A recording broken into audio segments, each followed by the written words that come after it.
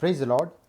परमेश्वर के नाम की महिमा हो। इस पुनरुत्थान के पवित्र दिन के लिए परमेश्वर का धन्यवाद देता हूँ। प्रभु ने एक सुंदर अवसर दिया, हम सब मिलकर संगति कर पाए। अनेक महीनों के बाद इस प्रकार आप लोगों के साथ संगति करने का प्रभु ने जो अवसर दिया है, इसलिए परमेश्वर का धन्यवाद और स्तुति करता हूँ। और ख़ास करके प्रभु का दास और परिवार जिन्होंने वचन की सेवकाई के लिए मुझे आमंत्रित किया, उनके लिए भी मैं परमेश्वर का धन्यवाद करता हूँ। परमेश्वर आपको, आपके परिवार को, आपकी सेवकाई को बहुतायत से आशीष करे। इन प्रतिकूल परिस्थितियों के बीच में भी परमेश्वर ने हमें आत्मा और सच्चाई से आराधना करने का अवसर दिया है। ऐसे जो भी संगतियों का परमेश्वर अवसर देता है, हमें तहे दिल से परमेश्वर का धन्यवाद और स्तुति करना चाहिए। जैसे हमने मिलकर यहाँ पर एक आशा भरा गीत गाया, उसकी कुछ पंक्तियाँ इस प्रकार कहती है: कालमेल्लाम कழியும் ഇന്നു കാൺമതെല്ലാം अழியும் പിന്നെ പുതുയുഗം विरियुम तिरिगे वरादेनाम नित्यदील मरयुम। कितना आशा भरा गीत की पंक्तियाँ हैं जो कहता है time will cease and eternity will begin. निश्चय अनंत काल में हम प्रवेश करेंगे। प्रभु यीशु मसीह का आगमन बहुत ही निकट है। परमेश्वर के वचन के आधार पर, परमेश्वर के वचन के नींव के आधार पर अगर हम सारी परिस्थितियों को परखेंगे, संसार के संभव और अवस्थाओं को परख कर देखेंगे, निरीक्षण करेंगे, तो हमें एक बात का मालूमात होता है कि हमारे प्रभु यीशु मसीह का दोबारा आगमन बहुत ही निकट है। और उस आगमन में जाने की तैयारी के लिए प्रभु ने एक और सुंदर अवसर दिया है। परमेश्वर के वचन के आधार पर अपने जीवन को, अपने आत्मिक जीवन को निखारने के लिए प्रभु ने अवसर दिया है। रोमियोस का 8:29 जैसे कहता है, परमेश्वर ने पहले से ही निश्चित किया है कि हम प्रभु यीशु मसीह के स्वरूप में बन जाए।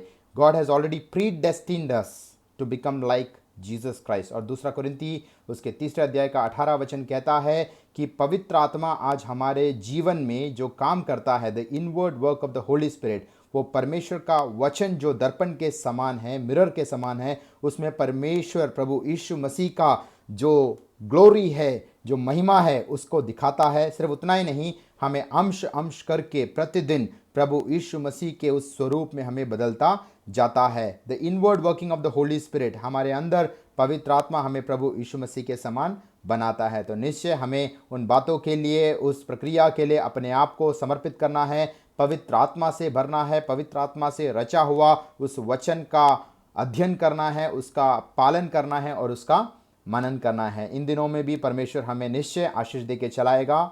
इब्रानियों की पत्री उसके 11 अध्याय का 17 से 19 वचन पढ़ते हुए मैं यहाँ पर शुरुआत करना चाहूँगा। The book of Hebrews chapter 11 verses 17 to 19, എബ്രായ ലേഖനം 11 अध्याय 17 തൊട്ട് 19 വരെയുള്ള വാക്യങ്ങൾ। यहाँ पर मैं हिंदी में पढ़ूँगा। इब्रानियों की पत्री उसके 11 अध्याय का 17 से 19 वचन। विश्वास ही से अब्राहम ने पर के जाने के समय में इसहाक को बलिदान चढ़ाया, और जिसने प्रतिज्ञाओं को सच माना था और जिससे यह कहा गया था, इसहाक से तेरा वंश कहलाएगा, वही अपने एकलौते को चढ़ाने लगा, क्योंकि उसने मान लिया कि परमेश्वर सामर्थी है और उसे मरे हुओं में से जिलाए। अतः उन्हीं में से दृष्टांत की रीति से वह उसे मिला। कितना अनोखा वचन है। हम सब जानते हैं इब्रानियों की पत्री उसका 11 अध्याय हम कहते हैं जो हीरोस ऑफ फेथ, विश्वास के वीर, विश्वास वीरन्मारुड पट्टिका, उसके विषय में कहता है। उसका पहला वचन में विश्वास का एक अच्छा डेफिनेशन देते हुए लेखक शुरुआत करता है। विश्वास आशा की हुई वस्तुओं का निश्चय और अनदेखी वस्तुओं का प्रमाण है। उसके पश्चात कहता है विश्वास ही के द्वारा सारी सृष्टि की रचना परमेश्वर के वचन के द्वारा हुई है। उसके बाद अनेक विश्वास वीरों के विषय में उल्लेख करते हुए कहता है विश्वास के द्वारा हाबेल ने ये किया, विश्वास के द्वारा हानोक ने ये किया, विश्वास के द्वारा नूहा ने परमेश्वर का सेवकाई किया। ऐसे विश्वास वीरों के विषय में अनेक बातें कहता है। उसके बाद आकर विश्वासियों का जो पिता है या विश्वास के द्वारा इब्राहिम या अब्राहम ने जो किया, उसका विवरण पवित्र आत्मा इस अध्याय में करता है। हमें अब्राहम का जीवन पढ़ना इतना आवश्यक क्यों है? नया नियम का भक्त, नया नियम का विश्वासी या नया नियम का जो सेवक है, पुदिन मतलब देववृत्यन, उसको ये परमेश्वर का वचन में इब्राहिम के विषय में आत्मिक बातों को, आत्मिक सिद्धांतों को, आत्मिक सच्चाइयों को, उसके आत्मिक सफर के बारे में पढ़ना क्यों अनिवार्य है? उसका 2 कारण मैं यहाँ पर बताना चाहता हूँ।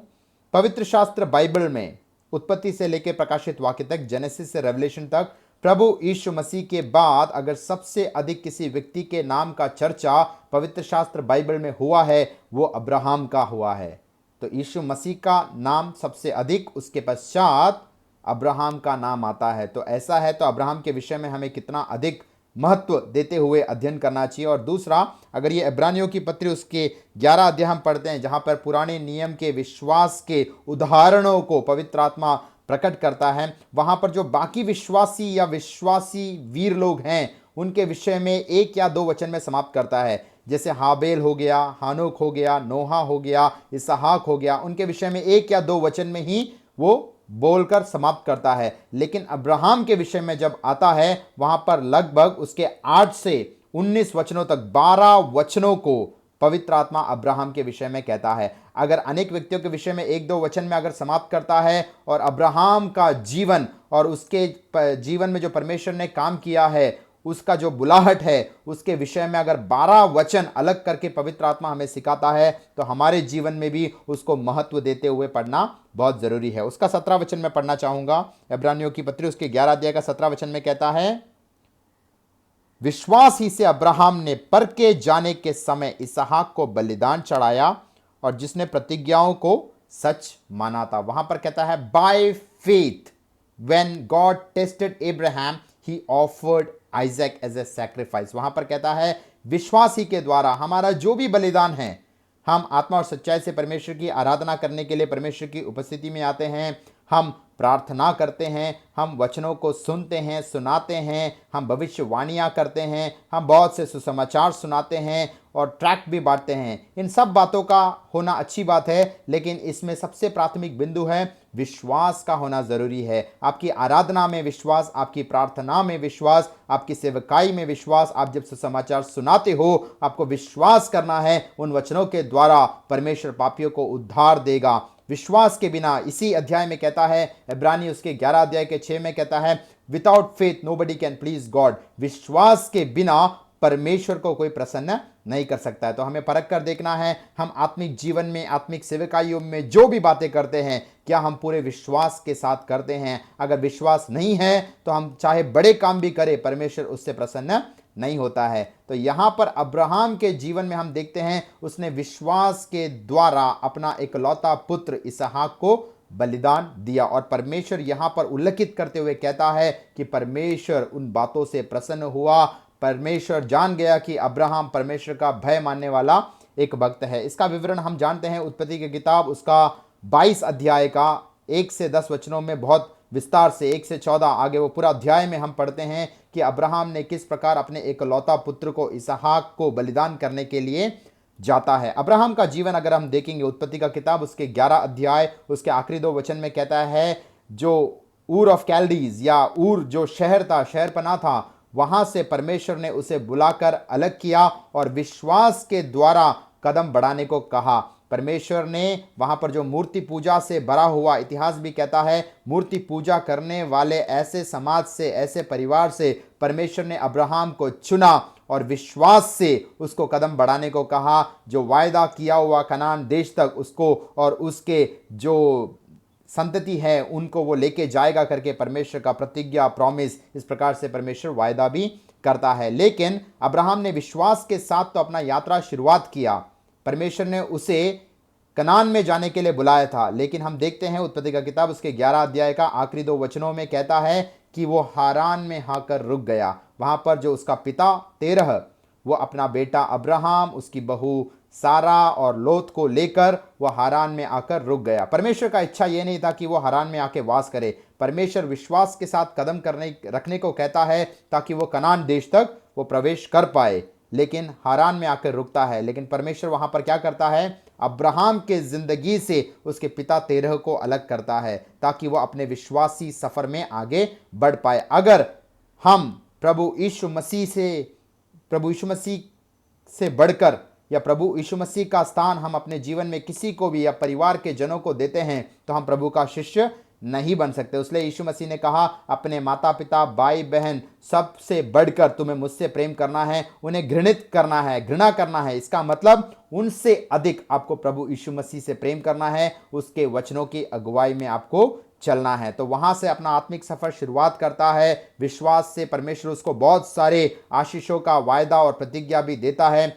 बीच में उसके जीवन में गिरावट की बात आता है, जब वहां पर अकाल का समय आता है, वो कनान से मिस्र की ओर चले जाता है और वहां बहुत सारे जो आपदाओं में वो पड़ जाता है, समस्याओं में वो पड़ जाता है। जब भी कोई व्यक्ति परमेश्वर का इच्छा जाने बिना, परमेश्वर का अगुवाई पाए बिना अपने मनमानी में कहीं पर जाता है, तो वो समस्या की उलझन में पड़ा रहता है। फिर भी परमेश्वर वहां से उसको मदद करके निकालता है और आगे 13-14 अध्यायों में उसके जीवन में एक बड़ा फर्क आता है, जो मामोन या जो धन दौलत के विषय में उसके जीवन में एक बड़ा फर्क आता है। जो लोत और अब्राहम के जो चरवाहे लोग थे, जो भेड़ बकरियों को देखते थे, उनके बीच में एक कौरल, एक झगड़ा होता है। वहां पर भी अब्राहम का नम्रता, दीनता दिखाई पड़ता है। वो वहां पर धन दौलत को वहां पर प्रायोरिटी दिए बिना परमेश्वर की नाम की महिमा के लिए जीता है और परमेश्वर एज ए रिजल्ट, परिणाम स्वरूप उसको एक बड़ा आशीष भी वहां पर देता है। और 14 अध्याय में लोत को बचाने के लिए जब अनेक राजाओं के साथ युद्ध करता है और परमेश्वर उसको बड़ा जीत भी देता है,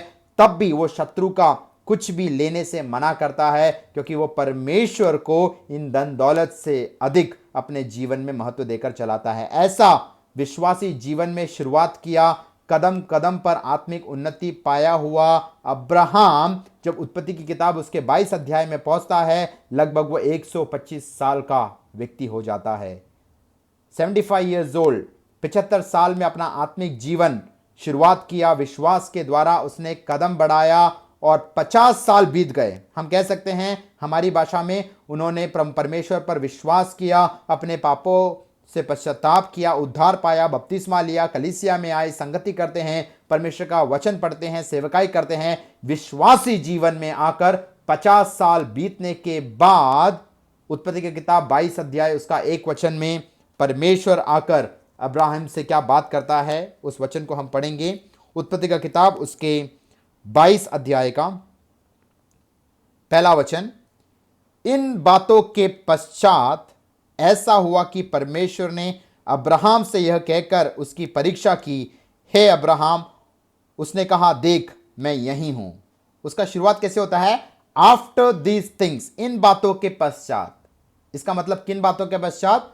इस वचन, इस अध्याय से पहले जो भी बातें अब्राहम के जीवन में हुई, उसके आत्मिक जीवन में, आत्मिक सफर में बातें हुई, उन बातों के पश्चात अब्राहम से परमेश्वर बात करता है, उसे अगुवाई देता है। हम देखते हैं उसका आत्मिक जीवन में बहुत गिरावट की बातें आई, लेकिन वो बिल्कुल एक ऑनेस्ट, एक ईमानदार, एक इंटीग्रिटी वाला व्यक्ति था। उसने परमेश्वर ने उसके फेलियर से भी, उसके मिस्टेक से, उससे गलतियों से उसको उभार कर आत्मिक जीवन में उन्नति करता हुआ आगे बढ़ा। आराधना करते हुए, परमेश्वर की नाम की महिमा करते हुए, परमेश्वर के वचन के आज्ञाओं का पालन करते हुए वो अपने आत्मिक जीवन में वो आगे बढ़ रहा था। उसके 21 अध्याय का 22 वचन में एक अनोखा गवाही उसके विषय में कहता है। विश्वासियों का पिता अब्राहम उसके विषय में अविश्वासी लोग क्या गवाही देते हैं। हम जब विश्वास में आते हैं, विश्वास जीवन में उन्नति हम करते हैं, बहुत सारी सेवकाइयाँ, दान धर्म वगैरह करते हैं, तो बहुत सारे विश्वासी भाई लोग, बहन लोग हमारे बारे में प्रशंसा करते होंगे।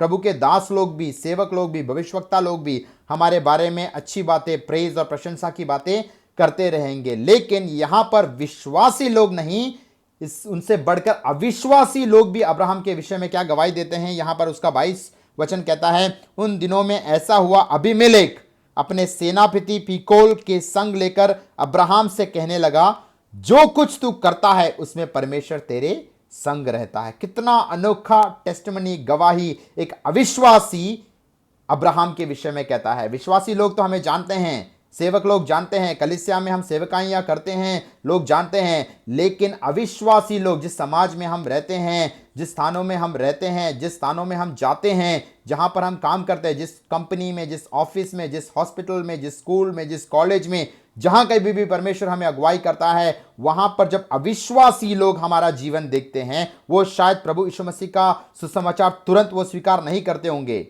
वो अपने धार्मिक चीज़ों में लगे हैं, वो सच्चे उद्धारकर्ता से वंचित हैं, लेकिन जब वो हमारे जीवन को देखते हैं, हमारी बातों को, हमारे कर्तव्यों को, हमारे जो मेल मिलाप की बातों को, लेन देन की बातों को, उनके साथ हम किस रीति से बातचीत करते हैं, उन बातों से क्या वो इस प्रकार से गवाही दे सकते हैं जैसा वहाँ पर अविश्वासी अबीमेलेक और फीकोल ने अब्राहम के विषय में किया? क्या किया कि परमेश्वर सब बातों में तेरे साथ है, हमने ये जान लिया है। इन दिनों में हम भी एक अच्छा गवाह, एक अच्छा विटनेस बनना है। प्रेरितों के काम उसका 1 अध्याय 8 वचन कहता है, पवित्र आत्मा जब तुम पर उतरेगा तब तुम मेरे गवाह बनोगे। You will be my witnesses Jerusalem, Judea, Samaria, to the uttermost parts of the earth. जहां कहीं पर भी परमेश्वर अगुवाई करता है, अपने जीवन के द्वारा, अपने मुख के वचन और सुसमाचार के द्वारा आपको यीशु मसीह का गवाह बनना है। अविश्वासी लोग वो प्रभु को जल्दी स्वीकारेंगे नहीं, लेकिन उन्हें एक बात का अंदाजा होना चाहिए, ये व्यक्ति बिल्कुल अलग है, ये पवित्रताई में और अलगवाई में जीने वाला व्यक्ति है, ये पूरे ईमानदारी से, विश्वास योग्यता से काम करने वाला व्यक्ति है। परमेश्वर इसके साथ है। इसके जीवन में जो बड़े आश्चर्य कर्म और बड़ा छुटकारा की बातें होती है, इसके वचनों के द्वारा, इसके लेन देन के द्वारा, ऐसा गवाही हर एक प्रभु का दास, हर एक प्रभु का सेवक, हर एक प्रभु का विश्वासी पाना चाहिए। अविश्वासी लोगों का अब्राहम ने एक बड़ा गवाही, एक सर्टिफिकेट पाया, लेकिन विश्वासियों ने हमारे बारे में प्रशंसा किया या बुराई किया, प्रभु के दासों ने हमारे विषय में प्रशंसा किया या बुराई किया, अविश्वासियों ने हमारे विषय में प्रशंसा किया या बुराई किया, वो परमेश्वर मायने नहीं रखता। परमेश्वर स्वयं हमें आकर परखेगा। वहां पर कहता है उसके 21 अध्याय के 22 वचन में, अविश्वासियों का इतना बड़ा सर्टिफिकेट पाने के बावजूद भी, विश्वासी जीवन में, आत्मिक सफर में 50 साल बीतने के बावजूद भी, 50 साल स्पिरिचुअल लाइफ में एक्सपीरियंस पाने के बावजूद भी दूसरों ने क्या कहा, परमेश्वर ने वो मायने नहीं रखा। परमेश्वर स्वयं उसको टेस्ट करने के लिए, उसको परखने के लिए आता है। और 22 का 1 वचन कहता है, इन बातों के पश्चात, यानी अब्राहम के जीवन में, आत्मिक स्तर में, एक स्पिरिचुअल मैच्योरिटी की अवस्था में वो पहुंच गया है, 50 साल का एक्सपीरियंस उसके जीवन में आ गया है। अविश्वासियों से भी उन्होंने बड़ा सर्टिफिकेट, एक गवाही पाया है। उसके बावजूद भी परमेश्वर स्वयं आकर उनका परीक्षा करता है, परख करता है। हमारा जीवन भी परख कर देखना चाहिए। हमने भी उद्धार पाया, बपतिस्मा लिया, संगति करते हैं, परमेश्वर के वचन का ज्ञान है, और बहुत जगह पर परमेश्वर जहां जहां हमें अगुवाई करता है, हमने सेवकाई भी किया है। लेकिन याद रखना, लोग हमारे बारे में अच्छा कहे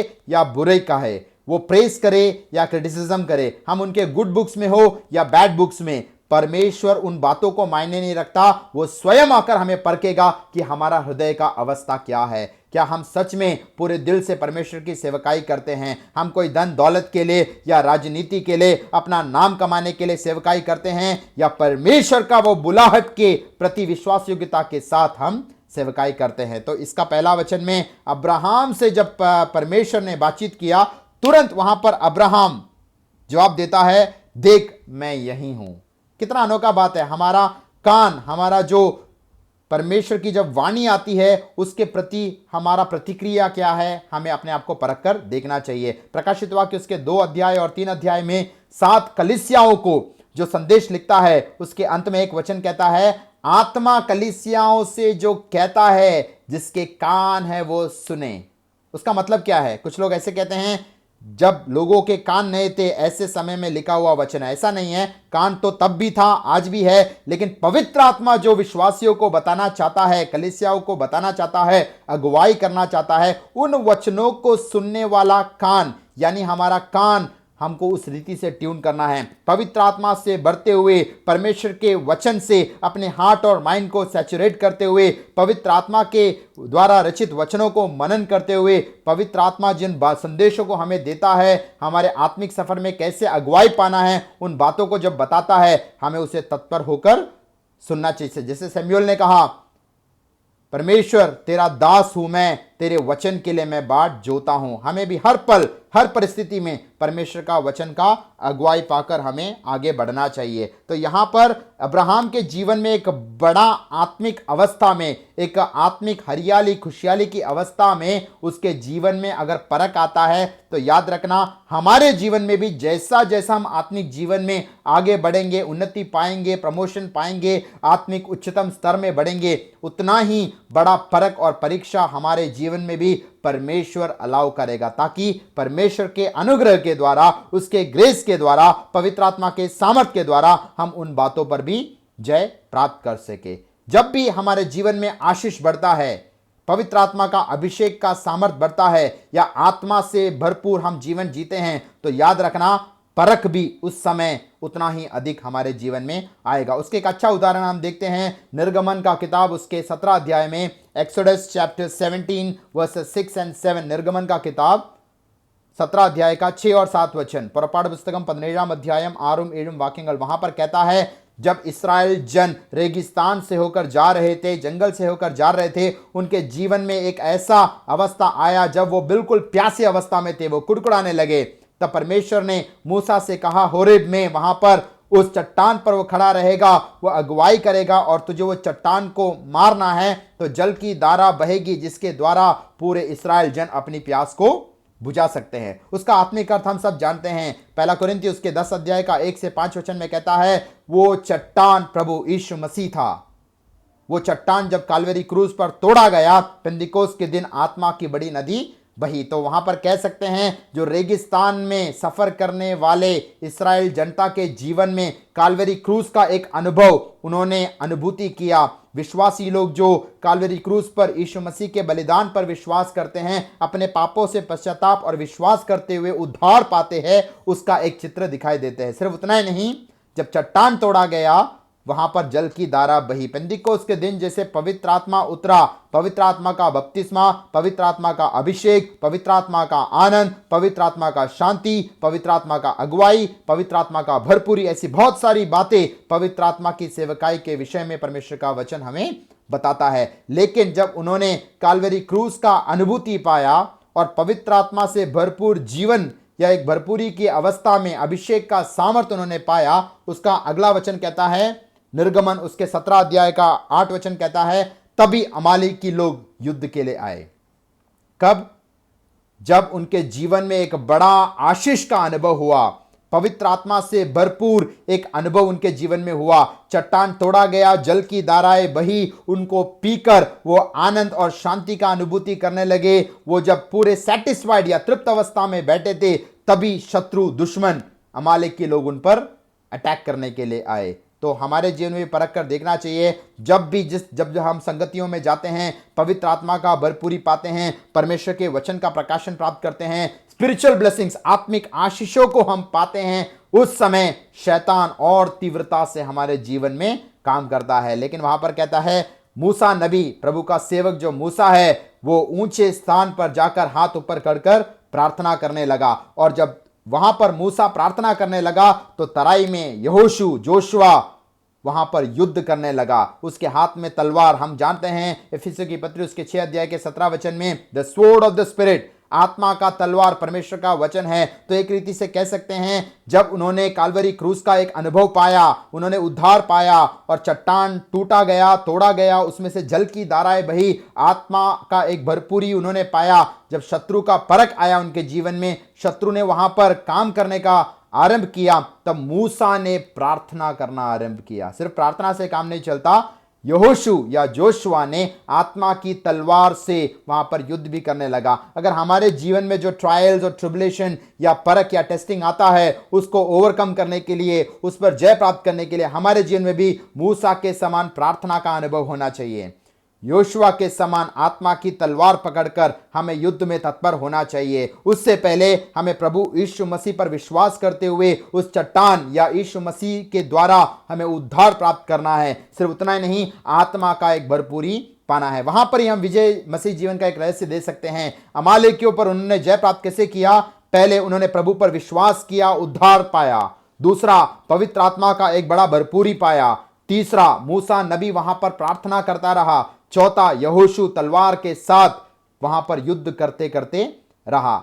जब भी मूसा का हाथ ऊपर होता था, इस्राएली जन जीत जाते थे, और जब भी वो कमजोर होकर नीचे आता था, तब वहां पर उनका पराजय का सामना करना पड़ता था। लेकिन जब जब मूसा नबी का हाथ या मूसा सेवक का हाथ कमजोर होता था और उसको संभालने के लिए वहां पर हारून और हुर आके संभालते थे। उसका एक आत्मिक अर्थ वहां पर बोलता है, आत्मिक जीवन में प्रार्थना करने वाले बहुत सारे लोग हैं, प्रार्थना का स्पेशल दान या गिफ्ट दिया हुआ लोग हैं। सब लोग प्रार्थना करते हैं। परमेश्वर का वचन पहला तेसलोनिकैं उसके 5 अध्याय के 17 वचन में कहता है, प्रे विदाउट सीजिंग, बिना रुके इडविडाद नम्मल प्रार्थिकणम। लेकिन प्रार्थना के लिए एक स्पेशल गिफ्ट भी परमेश्वर देता है। जो कुछ लोग घंटों प्रार्थना कर सकते हैं, परमेश्वर की उपस्थिति में बिता सकते हैं। तो मूसा एक ऐसा व्यक्ति था, जब उन्होंने प्रतिकूल परिस्थितियों को देखा, युद्ध का सामना किया, वो परमेश्वर के सामने हाथ उठाकर प्रार्थना करने लगा। लेकिन जब वो थोड़ा कमजोर हुआ, आरोन और हुर ने उसके हाथों को संभाला। इसका मतलब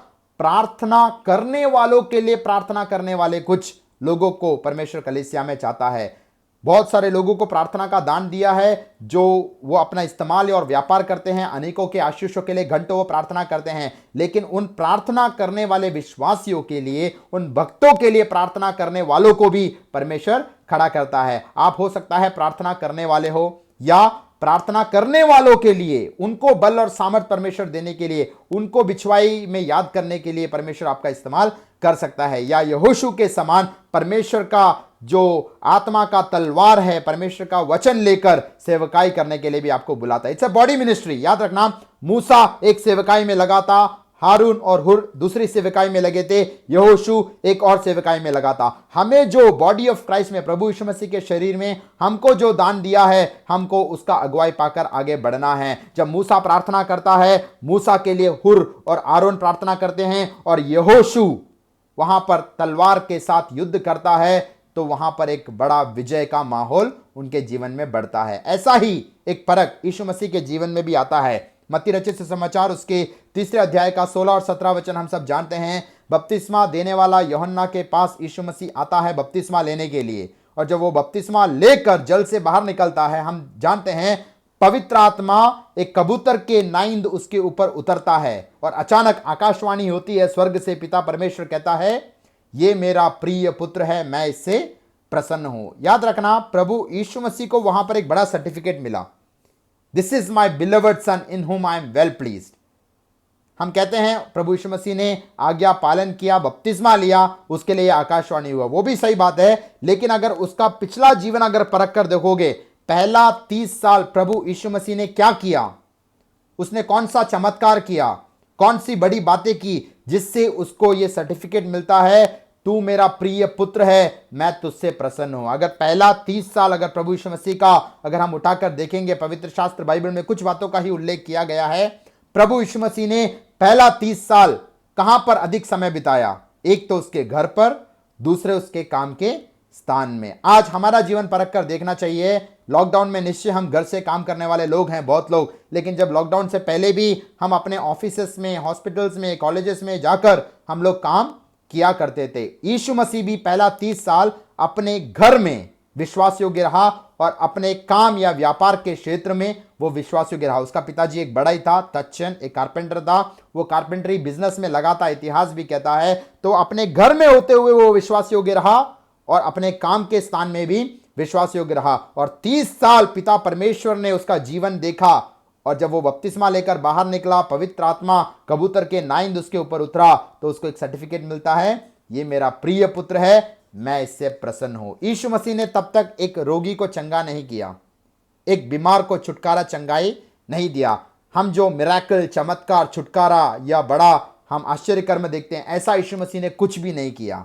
आज बहुत सारे लोगों का एक मनोभावना है, वो कहते हैं अगर हम बड़ी बड़ी सेवकाई करेंगे, बड़े चमत्कार करेंगे, बीमारों को चंगा करेंगे, बहुत से प्रचार और भविष्यवाणियां करेंगे, तभी हमको ऐसा सर्टिफिकेट पिता परमेश्वर की ओर से मिल सकता है। लेकिन प्रभु यीशु मसीह इज आवर एग्जाम्पल, यीशु मसीह हमारा उदाहरण है। वो कहता है कि यीशु मसीह अपने घर में और काम के स्थान में विश्वास योग्य होने के कारण, और जब वो बपतिस्मा लिया, परमेश्वर ने उसको एक बड़ा सर्टिफिकेट दिया कि ये मेरा प्रिय पुत्र है। आज स्वर्ग का परमेश्वर क्या हमें देखकर कह सकता है, ये मेरा प्रिय पुत्र है, मैं इससे प्रसन्न हूं, ये मेरी प्रिय पुत्री है, मैं इससे प्रसन्न हूं। हमको जहां पर रखा है, हमारे भवन में, हमारे परिवारों में, हमारे घर में और हमारे काम के स्थान में, हमको वहां पर विश्वास योग्य रहना है। लेकिन अगले 3.5 साल प्रभु यीशु मसीह ने बहुत सारे चमत्कार, बहुत सारे मिरेकल्स, बहुत सारे भविष्यवाणी और प्रचार, बहुत सारे बातें किया। अपने शिष्यों को स्वर्ग राज्य की गहराई की बातों को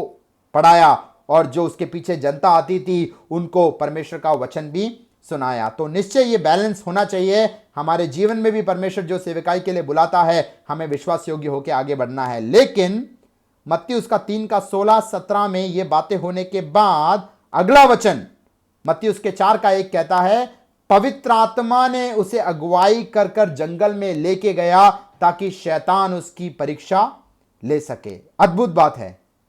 जब प्रभु यीशु मसीह ने बपतिस्मा लिया, प्रभु यीशु मसीह पर पवित्र आत्मा कबूतर के नाइंद उतरा, स्वर्ग से आकाशवाणी भी हुई कि ये मेरा प्रिय पुत्र है, मैं इससे प्रसन्न हूं। उसका अगला वचन ही कहता है पवित्र आत्मा ने उसे जंगल की और अगुवाई किया ताकि शैतान उसके जीवन में परखे। अब्राहम के उच्चतम आत्मिक अवस्था में जब अविश्वासियों का बड़ा गवाही सर्टिफिकेट उसने पाया, परमेश्वर ने उसके जीवन में एक परख भेजा। इस्राएल जनता ने जब चट्टान तोड़कर पानी पिया, पवित्र आत्मा का भरपूरी का अनुभव पाया, तभी उनके जीवन में अमालेकियों का हमला हुआ। यीशु मसीह के जीवन में भी जब उसने कबूतर के नाइन पवित्र आत्मा का अभिषेक और सामर्थ पाया, प्रेरितों के काम उसका 10 का 38 वचन कहता है, पिता परमेश्वर ने नासरत के यीशु को पवित्र आत्मा और सामर्थ से अभिषेक किया। He was anointed with power and Holi spirit. लेकिन उसके बाद क्या हुआ? पवित्र आत्मा, शैतान ने अगुवाई नहीं किया। वहां पर कहता है led by the Holy Spirit he went into the wilderness to be tempted by the devil. शैतान ने परख किया लेकिन पवित्र आत्मा ने अगुवाई किया। एक रीति से कह सकते हैं जब पवित्र आत्मा का भरपूरी उसने पाया, तभी पवित्र आत्मा का अगुवाई उन्होंने पाया। इसका मतलब जहां पर जल ज्यादा है वहां पर ही जहाज आगे बढ़ सकता है। बड़ा जो शिप कहते हैं, कप्पल या जहाज, वो कम पानी में नहीं जा सकता। उसी प्रकार से हमारा जो विश्वास जीवित पड़ग, जो हमारा जो विश्वासी जीवन की जो नैया है, वो कम पानी में आगे नहीं बढ़ सकती। जब पवित्र आत्मा का भरपूरी हम पाते हैं तब वो आराम से आगे की ओर मूव होता है। वही यहां पर भी प्रकट होता है कि पवित्र आत्मा का जब हम भरपूरी हम पाते हैं तब हमारे जीवन में हम पवित्र आत्मा का बड़ा अगुवाई भी हम पाकर आगे बढ़ सकते हैं। तो अब्राहम के जीवन में परमेश्वर ने एक परख भेजा जब उसका एक स्पिरिचुअल मैच्योरिटी या आत्मिक रीति से उच्चतम अवस्था में वो था, लेकिन तुरंत अब्राहम ने उसको जवाब भी दिया। जब परमेश्वर का वचन हम सुनते हैं, उसका आज्ञा पालन करते हैं, तभी वो अगला स्टेप हमें दिखाता है। उसका दूसरा वचन मैं पढ़ूंगा, उत्पत्ति का किताब उसके 22 अध्याय का 2 वचन। उसने कहा, परमेश्वर ने अब्राहम से कहा, अपने पुत्र को अर्थात अपने एक लौते पुत्र इसहाक को जिसे तू प्रेम रखता है, संग लेकर मोरिया देश में चला जा और वहां उसको एक पहाड़ के ऊपर जो मैं तुझे बताऊंगा होम बलि करके चढ़ा। ये वचन का भाग हम सब जानते हैं। साधारण रीति से मैं कहता हूं जो पेंतिकोस कलीसिया में आकर 3 या 4 महीने ही हुआ रहेगा, उसने भी निश्चय ये भाग से परमेश्वर के वचनों, प्रभु के दासों के द्वारा, वचनों के द्वारा काफी बार संदेश सुना रहेगा। लेकिन पवित्र आत्मा हमसे क्या बात करना चाहता है, हमें वो सुनने के लिए तत्पर होना है। यहां पर कहता है कि अपने एक लौते पुत्र इसहाक को तू बलिदान करने के लिए मोरिया देश में चला जा। अब्राहम को क्या कहता है? टेक योर ओनली बिगॉटन सन, निंदे एक जादनाय पुत्र ने तन्ने, तेरा एक लौता पुत्र। अगर अब्राहम का जीवन अगर आप देखोगे, क्या इसहाक अब्राहम का एक लौता पुत्र था? क्या अब्राहम को परमेश्वर ने और कोई पुत्र दान नहीं दिया था? हम जानते हैं जब उसको ऊर देश से परमेश्वर ने बुलाकर विश्वासी कदम में बढ़ाने लगा, वहां पर जब कनान में बड़ा शामम, फैमिन या अकाल का अवस्था हुआ, वो मिस्र देश में गया। परमेश्वर का इच्छा नहीं था।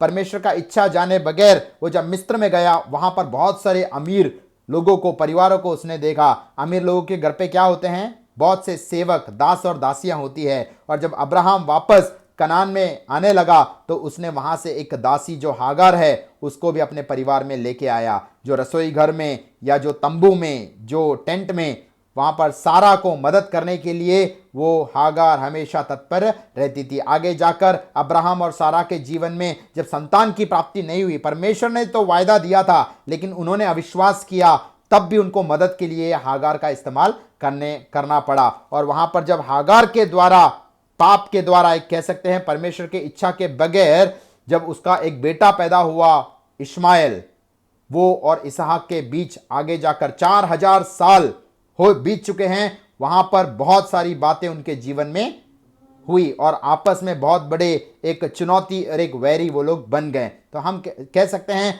परमेश्वर की इच्छा जाने बगैर, परमेश्वर की महिमा से वंचित होकर, परमेश्वर की अगुवाई के बगैर जब उसने कदम उठाकर हागार के द्वारा इश्माएल को पैदा किया, परमेश्वर का इच्छा वो नहीं था। लेकिन यहां पर कहता है इश्माएल पैदा होने के बावजूद भी परमेश्वर, उत्पत्ति उसके 22 के 2 में कहता है तेरा एक लौता पुत्र इसहाक को। ऐसा क्यों? इब्रानी उसके 8 का 12 कहता है, जब एक व्यक्ति पश्चाताप करता है, मन फिरता है, प्रभु की उपस्थिति में आता है, परमेश्वर का वचन कहता है Hebrews chapter 8 verse 12, I will be merciful to their iniquities and I will not remember their sins anymore. मैं उनके पापों पर दयालु बनूंगा और उनके पापों को मैं स्मरण नहीं करूंगा। निश्चय अब्राहम के जीवन में गिरावट हुआ, वो परमेश्वर की महिमा से वंचित हो गया। हागार के द्वारा परमेश्वर ने जो नहीं कहा था, उसके ऐसा करने के बावजूद भी वो इश्माइल पैदा हुआ और वो परमेश्वर की महिमा से वंचित हो गया। वहां पर भी उसका पाप परमेश्वर यहां पर स्मरण नहीं करता। हमारे जीवन में भी अब्राहम के समान काफी हमारे व्यक्तिगत जीवन में, पारिवारिक जीवन में, आत्मिक जीवन में, सामाजिक जीवन में बहुत सारी गिरावट और पाप की बातें हुई होंगी। लेकिन जैसा प्रोवर्ब्स चैप्टर 28 वर्स 13 कहता है, नीति वचन उसके 28 अध्याय का 13 वचन कहता है, you will never succeed in your life if you try to hide your sins, confess them and give them up, then God will show mercy to you. यानी अपने पापों को छुपाने का प्रयास मत करो, उसको अंगीकार करो, तो परमेश्वर दया के द्वारा तुम्हें पापों से क्षमा देगा। अब्राहम के जीवन में गिरावट हुआ, लेकिन जब उसने पश्चाताप किया, यहां पर परमेश्वर, जैसे इब्रानी 8 के 12 में कहता है, परमेश्वर उसके पाप की बातों को स्मरण नहीं करता है। वहां पर यह नहीं कहता है कि परमेश्वर उसकी पाप की बातों को भूल गया है, नहीं। इब्रानी 8 का 12 कहता है परमेश्वर उन बातों को स्मरण करना नहीं चाहता। हमारे विरोध में भी अगर किसी ने कुछ किया है, हम उसको भूल नहीं सकते हैं, लेकिन हम उसे स्मरण नहीं करना चाहिए। प्रभु के सामर्थ्य के द्वारा, प्रभु के ग्रेस या अनुग्रह के द्वारा उन बातों को स्मरण नहीं करना चाहिए। ऐसा अगुवाई पाकर हमें आगे बढ़ना है। तो यहां पर कहता है परमेश्वर ने उसकी गिरावट को, उसके पाप को नजरअंदाज किया और उसने कहता है तेरा एक लौता पुत्र को लेकर तू मोरिया के देश में जा। और वहां पर जो गाइडेंस देता है उस वचन में, वो क्लियर कट गाइडेंस नहीं है। काफी विश्वासी लोग बोलते हैं जब तक मुझे मार्ग नहीं दिखता है, जब तक मुझे रास्ता नहीं दिखता है, जब तक हर कदम मुझे नहीं दिखता है, मैं कदम नहीं बढ़ाऊंगा। विश्वासी जीवन ऐसा नहीं है। दूसरा कोरिन्थियों उसके 5 का 7 कहता है we walk by faith and not by sight, कायचाले अल्लाह विश्वासताल नम्मल आत्मीय जीवितम मुन्नेरी चलनम। वहां पर कहता है विश्वास के द्वारा हमें आगे बढ़ना है। एक कदम हम बढ़ाएंगे तो परमेश्वर अगला कदम दिखाएगा। वहां पर कहता है जैसे मोरिया पर्वत एक सिंगल पर्वत नहीं है, जैसे हिमालयन माउंटेन्स बोलते हैं हिमालय पर्वत की श्रृंखला, वैसे मोरिया पर्वत की एक बड़ी श्रृंखला है। उसमें से एक पहाड़ी में अब्राहम को जाकर बलिदान चढ़ाना था। लेकिन शुरुआत में जब अगुवाई मिला, अब्राहम को पता भी नहीं था कि उसमें से कौन सा पहाड़ रहेगा। जब मोरिया देश में वो गया, उसके बाद परमेश्वर का अगला अगुवाई उसको मिलता है कि ये पर्वत पर जाकर तुझे क्या है, बलिदान चढ़ाना है। तो निश्चय हमारे जीवन में भी परमेश्वर जो बातें बोलता है, जो अगुवाई देता है, हम विश्वास के द्वारा जब कदम बढ़ाते हैं तो अगला रास्ता हमें दिखता है। नीति वचन उसके 4 अध्याय का 12 वचन, प्रोवर्ब्स चैप्टर 4 वर्स 12 में एक अनोखा वचन है। वो कहता है step by step as you go the doors will be open. वहां पर कहता है, उसका एक अच्छा इंग्लिश ट्रांसलेशन इस प्रकार कहता है, जैसे जैसे आप आज्ञा पालन करते हुए विश्वास के द्वारा एक एक कदम आप आगे बढ़ाते हो, तब आगे का रास्ता खुलता जाएगा। कितना अनोखा वचन है। अब्राहम को पता भी नहीं था उसको कहां तक जाना है। जब ऊर के देश से निकला, कनान देश में कैसे पहुंचना है उसको मालूम नहीं था, और यहां पर भी किस पर्वत पर उसको बलिदान देना है उसे नहीं मालूम था। लेकिन जब आत्मा का अगुवाई आता है, परमेश्वर के वचन के द्वारा हमें अगुवाई मिलता है, हमें विश्वास से कदम बढ़ाना है, तो अगला कदम में परमेश्वर हमको काफी बातें सिखाता है। वहां पर उसका एक इंस्टेंट ओबीडियंस भी हम देख सकते हैं। तुरंत उसने वेट नहीं किया, बाट नहीं जोआ, परमेश्वर का वाणी आया तो तुरंत उसने आज्ञा पालन करके वो क्या है, आगे बढ़ने लगा। वहां पर एक अच्छी बात उसने किया, उसने अपनी पत्नी सारा से सलाह पूछने नहीं गया। उत्पत्ति का किताब उसका 3 अध्याय का 17 वचन में परमेश्वर आदम से एक बात कहता है। आदम ने पाप किया, हव्वा ने पाप किया, वो परमेश्वर की महिमा से वंचित हो गए। लेकिन जब परमेश्वर आदम के पास आता है, वो एक बात पूछता है कि तूने अपनी पत्नी की बातों को क्यों सुना? क्या पत्नी की बातों को सुनना पाप है? परमेश्वर का वचन कहता है पति और पत्नी को परमेश्वर जोड़ता है एक परिवार में, लेकिन जो पति है उसको जो परिवार का हेड या सिरहाना बनाया है, as a symbol of authority बनाया है। अगर कुछ बातें परमेश्वर के वचन के आधार पर नहीं है, तो परमेश्वर का दास होते हुए, परमेश्वर का जो परिवार का हेड होते हुए, उसको अपना अथॉरिटी एक्सरसाइज करना है। लेकिन आदम ने वो नहीं किया और आदम ने वो जो फल खाया और परमेश्वर की महिमा से वंचित तो हो गया, लेकिन वहां पर परमेश्वर उसको एक एग्जॉर्टेशन देता है, एक चेतावनी देता है। उत्पत्ति उसके 3 अध्याय का 17 वचन में, तूने अपने पत्नी का बात सुना और पाप में गिरा। वो एक बड़ा गिरावट का बात है। अच्छे अच्छे ओपिनियंस, अच्छे अच्छे आइडियाज हमें लेने चाहिए, लेकिन परिवार में एक आधिकारिक रीति से, एक अथॉरिटी के रीति से पुरुषों को परमेश्वर ने रखा है, उसके अनुसार आगे बढ़ना है। अब्राहम ने यहां पर अगर सारा से सलाह लिया रहता तो सारा कभी भी अपने पुत्र इसहाक को बलिदान चढ़ाने के लिए अलाउ नहीं करती थी, वो कभी भी उसको बेचती नहीं थी। उसलिए वहां पर कहते हैं कि सारा से कोई डिस्कशन उसने नहीं किया। परमेश्वर का वचन जब आया, परमेश्वर का अगुवाई जब पाया, वो विश्वास का कदम बढ़ाने लगा। और परमेश्वर तुरंत एक कदम बढ़ाने को नहीं कहता हमें कभी भी। काफी बार कोई मीटिंग्स में हम जाते हैं, कौन कौन उद्धार पाना चाहता है, खड़े हो जाओ, हाथ ऊपर करो वगैरह, बहुत सारी बातें कहती है। और जवानों के बीच में जब संगतियों में मैं भी गया हूं, प्रचार भी किया है, लोग कहते हैं जाके जो जो प्रभु को अपना जीवन समर्पित करना चाहता है, सेवकाई के लिए आगे आना चाहता है, अपना काम काज, व्यवसाय, अपना प्रोफेशन छोड़कर प्रभु की सेवकाई में आगे आना चाहता है, वो अभी खड़े हो जाओ, हाथ ऊपर करो, ऐसे बहुत सारी बातें सुनती हैं। लेकिन परमेश्वर जल्दबाजी में कोई निर्णय या डिसीजन लेने के लिए हमें नहीं कहता। उसका एक अच्छा उदाहरण मैं बताना चाहता हूं। लूकोस उसके 14 अध्याय का 26 से 33 वचन हम जब पढ़ेंगे, वहां पर अगर एक व्यक्ति को प्रभु यीशु मसीह का सच्चा शिष्य, सच्चा चेला अगर बनना है तो उसको कुछ कंडीशंस फुलफिल करने पड़ेंगे। यहां पर मैं उसको जल्दी पढ़ना चाहता हूं। लूका रचित सुसमाचार उसके 14 अध्याय का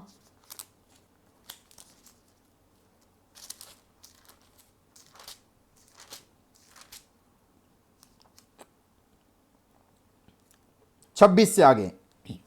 जब भीड़ उसके साथ जा रही थी तो उसने पीछे मुड़कर उनसे कहा, यीशु मसीह कहता है, यदि कोई मेरे पास आए, अपने पिता, माता, पत्नी, बच्चों और भाइयों और बहनों वरन अपने प्राण को भी अप्रिय ना जाने, तो वो मेरा चेला नहीं हो सकता। तो एक कंडीशन वहां पर देता है, अगर प्रभु का सच्चा डिसाइपल, सच्चा चेला, सच्चा शिष्य किसी को बनना है तो क्या है, उसे अपने माता पिता, भाई बहन, बच्चे, भाई सबको अप्रिय जानना है, तभी वो प्रभु का चेला बन सकता। अप्रिय जानने का मतलब क्या है, आपके जीवन में प्रभु यीशु मसीह से बढ़कर और कोई नहीं होना चाहिए।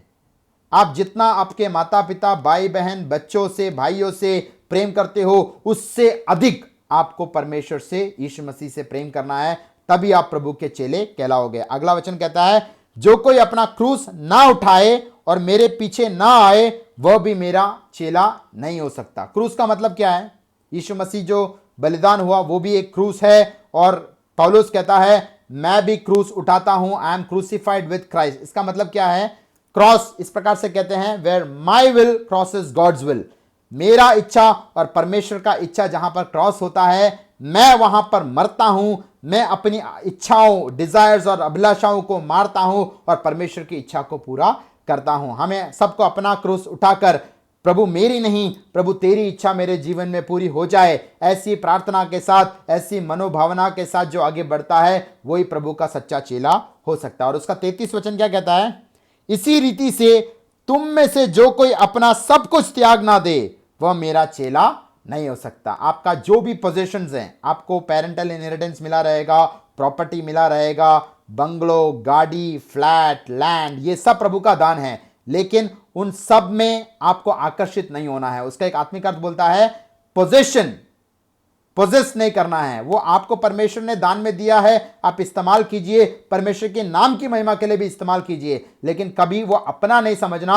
ये स्वामी प्रभु यीशु मसीह के द्वारा दिया हुआ दान है। एक दिन इन बातों को छोड़कर हमें जाना है। तो इस वचनों में हम 3 कंडीशंस देख सकते हैं। हमारे रिलेटिव्स, हमारे फैमिली मेंबर्स, हमारे माता पिता, भाई बहन, बच्चे, उन सबसे बढ़कर हमें प्रभु से प्रेम करना है, तभी हम प्रभु के सच्चे शिष्य कहलाए जाएंगे। दूसरा बोलता है, हमें अपने प्राण को भी अप्रिय जानना है, अपना क्रूस उठाकर प्रभु को अनुकरण करना है। इसका मतलब वहां पर कहता है, हमें अपनी इच्छा नहीं, प्रभु की इच्छा जानकर आगे बढ़ना है, तभी हम प्रभु के सच्चे चेले कहलाएंगे। वो दूसरा पॉइंट कहता है कि हमें अपने आप को भी अप्रिय जानकर प्रभु का इच्छा पूरा करना है, तभी हम प्रभु के शिष्य हो पाएंगे। और अंतिम कंडीशन कहता है, हमारी जो भी बातें हैं उसे अपना ना समझकर परमेश्वर की महिमा के लिए इस्तेमाल करना है, उसको छोड़ना है, उसको त्यागना है। उन बातों से हमारे दिमाग में असर नहीं होना चाहिए, वो हमें आकर्षित नहीं होना चाहिए। कोलोसियस उसका 3:2 जैसे कहता है, तुम्हारा ये मन पृथ्वी पर की नहीं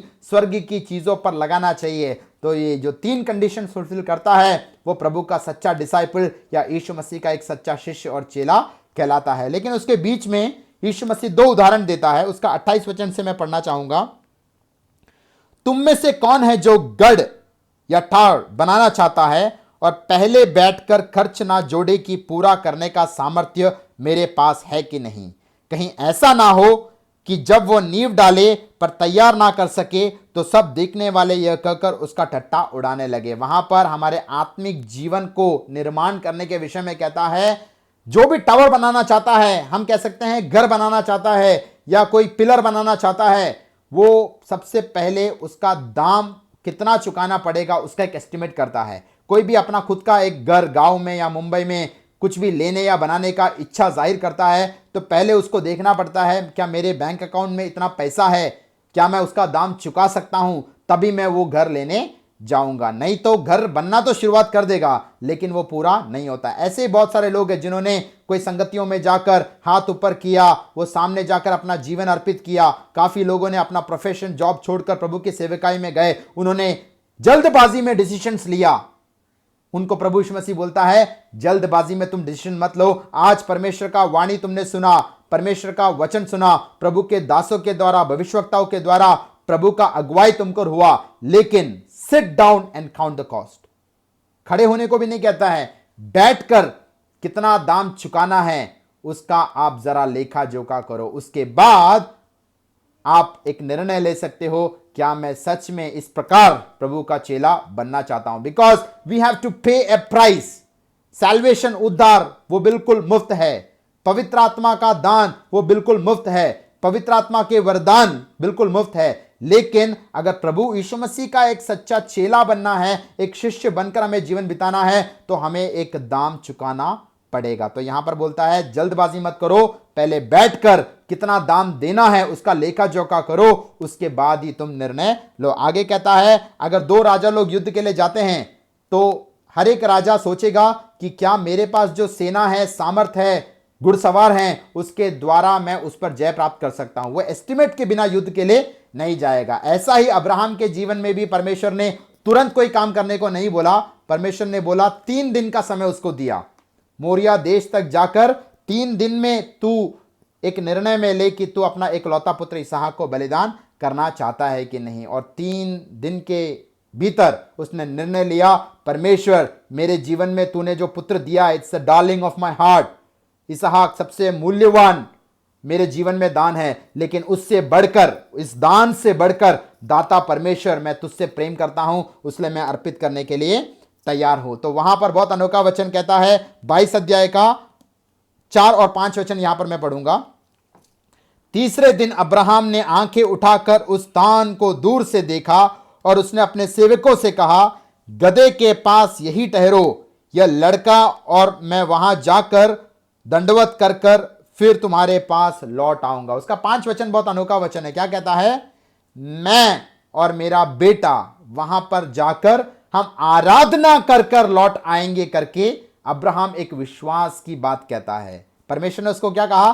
तेरा एकलौता पुत्र इसहाक को तुझे बलिदान देना है। इसका मतलब वो पर्वत पर बलिदान करने जाएगा तो वो अकेला ही वापस आएगा, क्योंकि उसका बेटा वहां पर घात हो गया, बलिदान हो गया। लेकिन अब्राहम का विश्वास का वचन सुनो, वो कहता है, अपने दासों को कहता है, तुम डोंकीज या गधों के साथ यहां पर रुको, मैं जाकर बलिदान चढ़ाकर आराधना कर कर लौट आऊंगा। वो विश्वास का बात है। उसको मालूम था परमेश्वर ने बलिदान करने को बोला है, इसहाक को घात करने को बोला है, लेकिन जब मैं वापस आऊंगा इसहाक भी मेरे साथ रहेगा। वही इब्रानियों की पत्री उसके 11 अध्याय में कहता है, विश्वास के द्वारा परमेश्वर ने जब अब्राहम को परखा, वहां पर इसहाक को बलिदान दिया। और आगे क्या कहता है? उसका 19 वचन बहुत अच्छा है। हिब्रूज चैप्टर 11 वर्स 19, इब्रानियों की पत्री उसके 11 अध्याय का 19 वचन में कहता है, क्योंकि अब्राहम ने मान लिया कि परमेश्वर सामर्थी है कि उसे मरे हुओं में से जिलाए, अतः उन्हीं में से दृष्टांत की रीति से वो उसे फिर भी मिला। उसको मालूम था, अगर इसहाक मर भी गया तो परमेश्वर उसको मृतकों में से जी लाने के लिए, जी उठाने के लिए बिल्कुल सामर्थ्यवान है। हमारे जीवन में भी हमें विश्वास की बातें बोलना है। Get rid of the words of unbelieve, say the words of faith. विश्वास की बातें हमें करना चाहिए। और अनोखा वचन यहां पर क्या बोलता है पता है क्या? यहां तक के आत्मिक सफर में उसके साथ उसके सेवक लोग भी थे, उसके साथ गधे भी थे। लेकिन एक समय अब्राहम के जीवन में ऐसा आया जब उसके जीवन में एक वैरबाड़ चाहिए। हमारे जीवन में भी हमने जो काफी साल पहले जिन व्यक्तियों के साथ, जिन प्रभु के दासों के साथ संगति किया, आज शायद हम उनके साथ संगति नहीं करते हैं। प्रभु का योजना होगा, प्रभु का इच्छा जानकर हमें आगे बढ़ना है। अब्राहम के आत्मिक सफर में ये गधे, डोंकीज भी उनके साथ थे और उसके दास लोग भी साथ में थे। लेकिन एक समय ऐसा आया जब वो अपने दासों को, सेवकों को बोलता है, तुम इन डोंकीज के साथ यहां पर ही रुको, मैं और मेरा बेटा जाकर आराधना कर कर हम लोग लौटेंगे। पुरुषार्थी के पवित्र दिन हम आराधना करने के लिए आए हैं। यहां पर आराधना शब्द का प्रयोग सच्चे परमेश्वर के प्रति बाइबल में सबसे पहली बार होता है। The first time the word worship is mentioned in the Bible. तो याद रखना, अगर एक शब्द या एक पद का प्रयोग पवित्र शास्त्र बाइबल में सबसे पहली बार होता है तो उसका एक बड़ा महत्व है। वहां पर कहता है जो सेवक लोग हैं, इब्रानी उसका 3 का 1 से 6 कहता है, पुत्र और सेवक दोनों का पद भी एक समान नहीं रहता।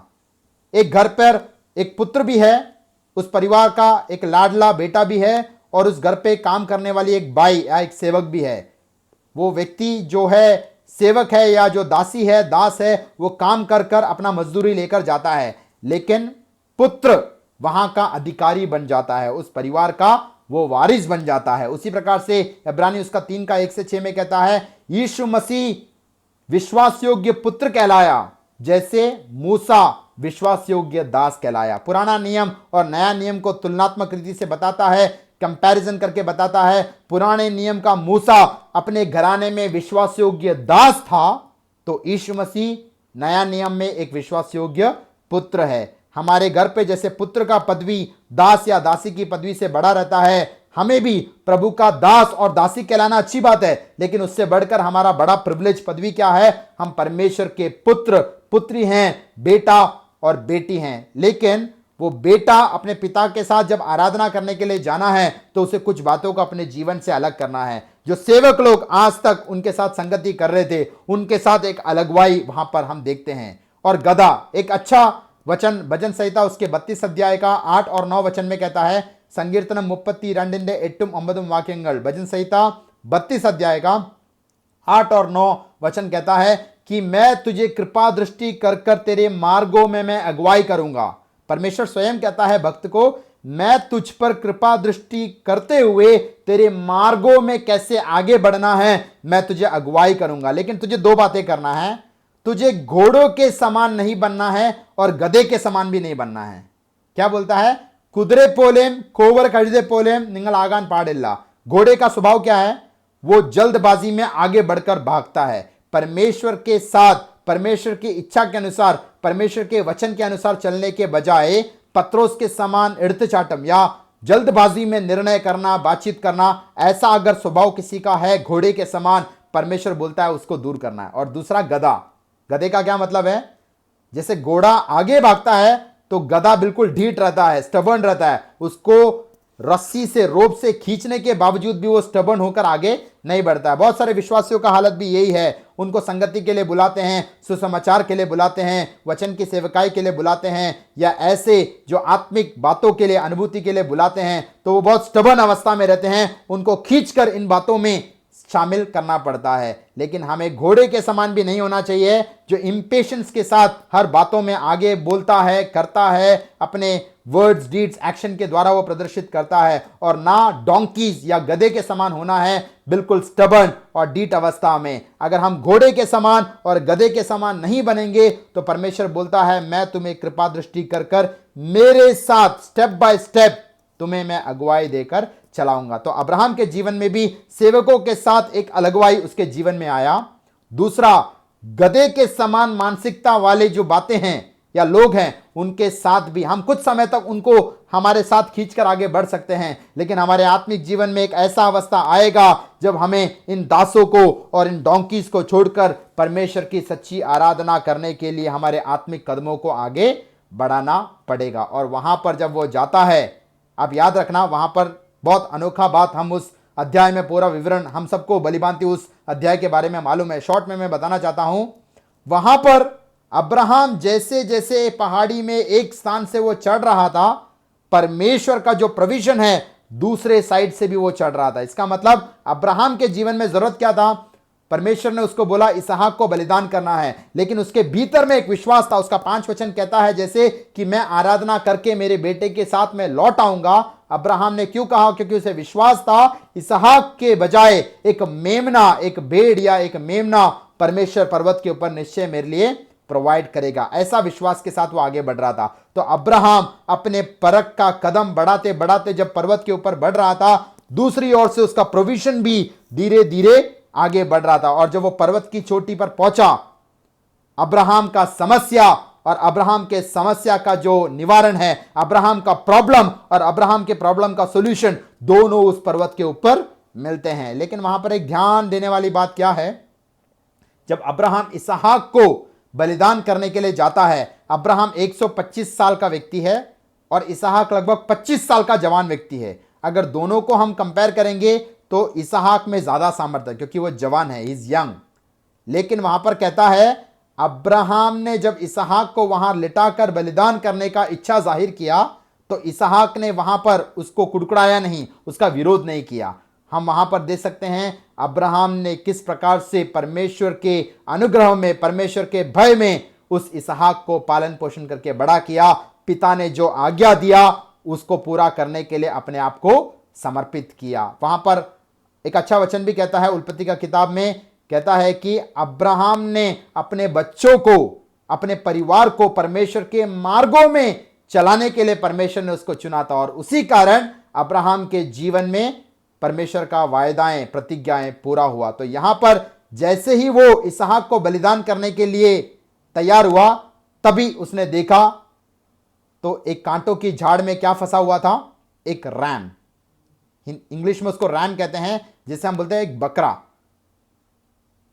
परमेश्वर ने जो आज्ञा दिया और अब्राहम जब पर्वत पर चढ़ रहा था, उसका इच्छा था कि उसको एक भेड़ या मेमना परमेश्वर जरूर देगा, लेकिन यहां पर एक शीप या लैम्प की जगह पर एक रैम को भेजता है।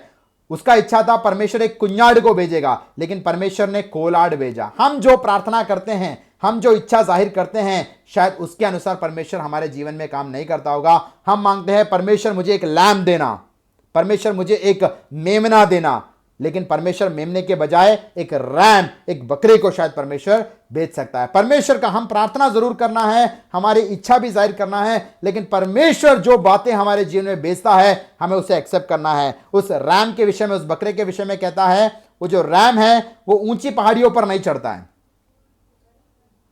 उसके बारे में विश्लेषण करने वाले लोग कहते हैं वो प्राणी, वो जानवर इतने ऊंचे स्थानों में, पर्वतों पर वो नहीं चढ़ाई करता है। तो याद रखना, यहां पर वो रैम या वो बकरा इतने ऊंचे स्थान में अब्राहम के पास पहुंचा, वो एक साधारण बात नहीं है, वो एक असाधारण बात है। असंभव को भी संभव करने वाला परमेश्वर का प्रोविजन है। अगर अब्राहम उसका परमेश्वर उसके जीवन में कुछ करना चाहता है, उस असंभव बात को करने के लिए भी परमेश्वर बड़ा चमत्कार करने के लिए तत्पर है। और वहां पर देखते हैं, और उसका एक मेन पर्पस भी, एक कारण भी बोलता है, उसने मेमना मांगा लेकिन परमेश्वर ने उसको मेमना नहीं बकरा दिया। उसने एक लैम मांगा, उसके जगह पे एक रैम दिया। उसका मतलब क्या है? अगर आप देखोगे शीप या जो लैम या जो भेड़ है उसके सींग नहीं होते हैं, लेकिन जो रैम है या जो बकरा है उसके सींग होते हैं। उसी कारण वहां पर कहता है अगर वो शीप या लैम रहता तो वो शायद वो कांटे की झाड़ में फंसता नहीं, लेकिन वो रैम था, उसके सींग, उसके हॉर्न्स उस कांटे की झाड़ में फंसा, उसने वो जानवर वहां से भाग नहीं पाया। एक कहानी इस प्रकार से कहता है उसके पीछे की पृष्ठभूमि कि जैसे जैसे वो पर्वत पर चढ़ा, वो प्राणी, वो जानवर, शैतान ने उसके कानों में आके गुनगुनाया, तेरा घात होने वाला है, तेरा बलिदान होने वाला है, अब्राहम तुझे उठाने से पहले तू यहां से भाग जा। वो जब भागने का अगर प्रयास करता, अगर वो मेमना होता वो शायद वहां से भागकर फरार हो जाता। लेकिन परमेश्वर का करिदल, परमेश्वर का प्रोविजन, परमेश्वर का संरक्षण देखो, परमेश्वर ने अपनी इच्छा के अनुसार उस बकरे को, रैम को भेजा जिसके सिंग थे, वो कांटों की झाड़ में फंसा रहा और वो अब्राहम के हाथ में आ गया। परमेश्वर ने हमारे समस्या का निवारण, हमारे लिए आशीष, हमारे लिए छुटकारा, हमारे लिए बहुत सारी बातें परमेश्वर ने रखी है। शैतान उसको हमारे जीवन से वंचित करना चाहता है। हमारी प्रार्थना हम मेमने के लिए या एक लैम्ब या शीप के लिए करते होंगे, लेकिन परमेश्वर अपने इच्छा के अनुसार जब उस रैम को बेचता है तो वो हमारे लिए बिल्कुल समय पर आता है और वो हमसे दूर नहीं जा सकता है। तो अब्राहम का विश्वास, यहां पर अब्राहम का आराधना से हम क्या सीख सकते हैं? एक तो अब्राहम के आराधना में विश्वास था, इब्रानी 11 कहता है। उल्पत्ति 22 कहता है अब्राहम के आराधना में ओबीडियंस था, आज्ञाकारिता था। तीसरा, अब्राहम के आराधना में एक सैक्रिफाइस या बलिदान की बात था। क्या हमें अपना जीवन परख कर देखना है? हम इतवार के दिन, पुनरुत्थान के पवित्र दिन आराधना करने के लिए आते हैं। क्या हमारी आराधना में विश्वास है? क्या हमारी आराधना में वो आज्ञाकारिता है परमेश्वर के वचन के प्रति? क्या हमारी आराधना में एक सैक्रिफाइस, एक बलिदान का, एक यागम का मनोभावना है? अगर ये तीनों बात हमारे आराधना में है तो उस आराधना से परमेश्वर निश्चय प्रसन्न होता है। और यूहन्ना उसके 8 का 56 वचन में कहता है, जॉन 8:56, अब्राहम ने मेरा दिन देखकर वो प्रसन्न हुआ। जी, यीशु मसीह कहता है पुराने नियम का अब्राहम ने मेरा दिन देखकर वो प्रसन्न हुआ। कौन सा दिन? यहां पर अब्राहम ने जैसे अपना एक लौता पुत्र इसहाक को बलिदान करने के लिए समर्पित किया, आत्मिक दृष्टि से अब्राहम ने देखा कि हजारों साल के बाद स्वर्ग का पिता परमेश्वर अपना एक लौता पुत्र यीशु मसीह को भी इसी प्रकार से बलिदान करने को समर्पित करता है। और वो यीशु मसीह हमारे लिए बलिदान भी हुआ है। जैसे इसहाक के बजाय वो रैम बलिदान हुआ, वैसे हमारे पापों का, गुनाह का दंड प्रभु यीशु मसीह ने अपने ऊपर उठाया। तो कितना अनोखा बात है। अब्राहम ने पुराने नियम में ही यीशु मसीह का वो काल्वरी क्रूस का बलिदान देख लिया था, और अब्राहम की आराधना से, अब्राहम की विश्वास से, अब्राहम की आज्ञाकारिता या ओबीडियंस से, अब्राहम का जो सैक्रिफाइस या बलिदान से परमेश्वर इतना प्रसन्न हुआ कि दूसरा इतिहास उसका 3 का 11 वचन कहता है, 2 क्रॉनिकल्स चैप्टर 3:11 कहता है, सोलोमन ने जो मंदिर बनाया वो भी उसी स्थान पर बनाया जहां पर मोरिया पर्वत पर अब्राहम ने बलिदान दिया। तो प्रभु का दास अब्राहम जिस स्थान पर इसहाक को बलिदान करने के लिए तैयार हुआ, समर्पित हुआ, विश्वास किया और आज्ञाकारी बना, उसी स्थान पर परमेश्वर ने पुराने नियम में अपना मंदिर भी बनाने का निर्माण किया। और दूसरा शमूएल उसका 24 अध्याय का 24 वचन में दाऊद एक बहुत अच्छा वचन कहता है, I will not offer to God that cost me nothing.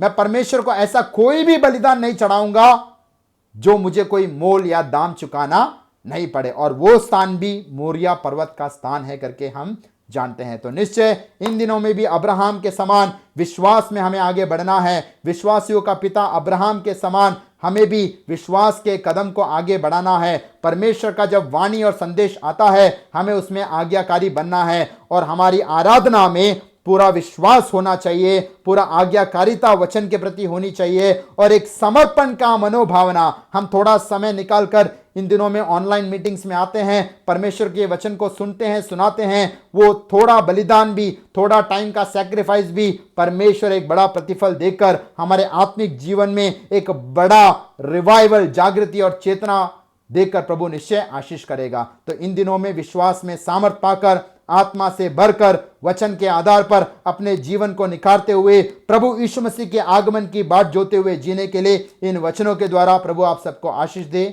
God bless you all. Thank you so much.